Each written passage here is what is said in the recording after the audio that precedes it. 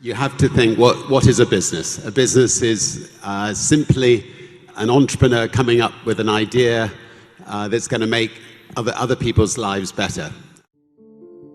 And the important thing is that throughout your life, if you're going to start new businesses, that you make sure that every business is making people's lives better and that you never let people down.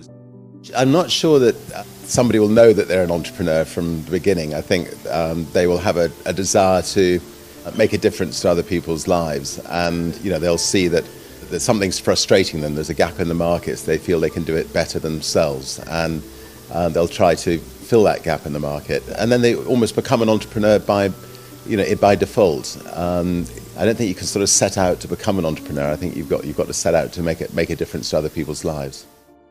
I think the most important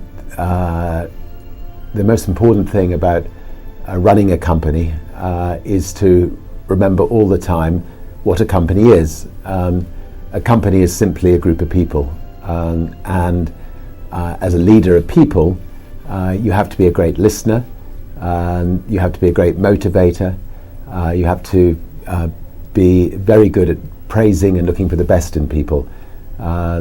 People are no different from flowers. If you water flowers, they flourish. If you praise people, they flourish, and that's a critical attribute of a leader. There is a very, very thin dividing line between success and failure. Most people who set up in business without financial backing, they fail at some times in their lives. I've only just stayed at the right side of that dividing line.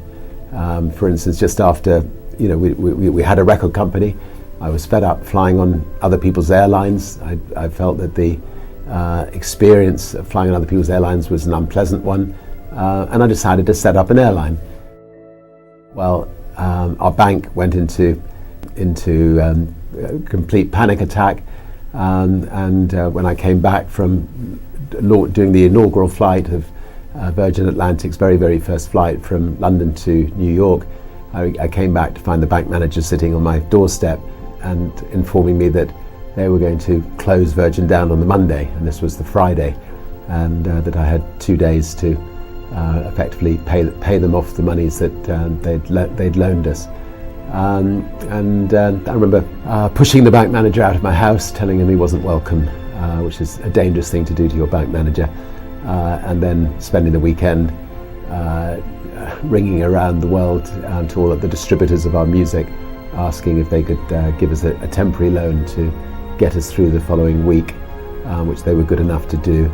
And by the end of the week, we'd changed banks. We'd actually managed to find a bank that was willing to lend us 30 times the overdraft facility that our bank had lent us, and we managed to survive. And I think the moral of that story is actually don't think of your bank as somebody that you're beholden to. I mean, people just don't move from one bank to another. Sometimes you need to be willing to step up and move your banks in the same way that you should step up and move your doctor on occasions. Anyway, I learned from that lesson. You said before, real leaders see opportunities where others only see challenges. Explain that. I look at everything as an opportunity. So I'm positive about life generally, and I generally feel that you can find ways of solving problems and making things work. And I'm definitely a sort of glass, nearly full kind of person rather than a glass half full. So, I think out of being just a generally positive person, you can make positive things happen. You have to define what success is. I mean, to me, I've spent a lifetime creating things that hopefully I think can make a difference to other people's lives. Genuinely, have never set about to sort of think of myself as a businessman. If I lost it all, I'm sure I'd want to carry on creating. Most of my time is now spent creating not-for-profit ventures like the LOURDES or the Carbon War Room, or Centre for Disease Control, or trying to protect species, and that's where I get my main satisfaction from. And somehow, even if I didn't have any money, I would do my best to continue to do that. in time, what we also want to do is set up elders on a local basis. And, it's such a waste of, people my age and other elders who've retired, not to have the satisfaction of getting out there and making a difference in the world. And maybe, he could actually get in touch with us, and we could maybe experiment with him by maybe, doing something locally in his area. And if it works there, maybe we could spread it out around the world. I love learning. I've never actually thought I was, starting a company as such. I just saw situations as I travelled in life where I felt I could improve on the way things were being done by other people. So, one of my favourite phrases is "screw it, let's do it," and I've used that phrase a lot of times. And we just love going in and trying to shake up industries and doing it better than it's been done before. To do everything you can to survive and not to give up. As long as you tried everything you can, then if you fail, you'll sleep okay, and you'll pick yourself up, and you'll learn. When things are better, you'll learn from your mistakes and you'll start again.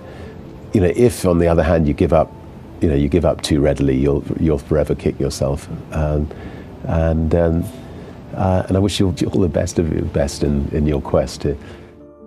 I'm afraid there's going to be a lot of people who will fail, but I think the other important thing is just not to take failure too seriously. I mean, it's something that happens to something like 80% of all small business people fail, either go into Chapter 11 or actually go bankrupt.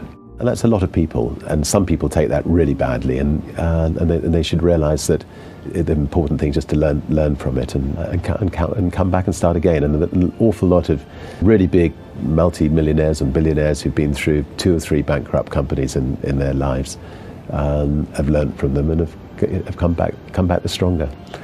It's what limited companies were designed for by governments. It was to say to people, try things, and if you fail, it shouldn't affect you personally. People know the risk they're having in dealing with you, and don't be embarrassed about your failure. As long as you've tried everything you can to avoid it, don't take it too personally. If you treat people well, people will come back and come back for more. And I think all you have in life is your reputation, and it's a very small world. I actually think that the best way of becoming a successful business leader is dealing with people, fairly and well, and like to think that's how we run Virgin. If you believe in what you're doing, many people will tell you why you're mistaken, why it'll never work. But if you really believe passionately in what you're doing, just keep going, keep pushing on, and until you either succeed or at least you realise that. And if you don't, you'll have a hell of a lot of fun trying.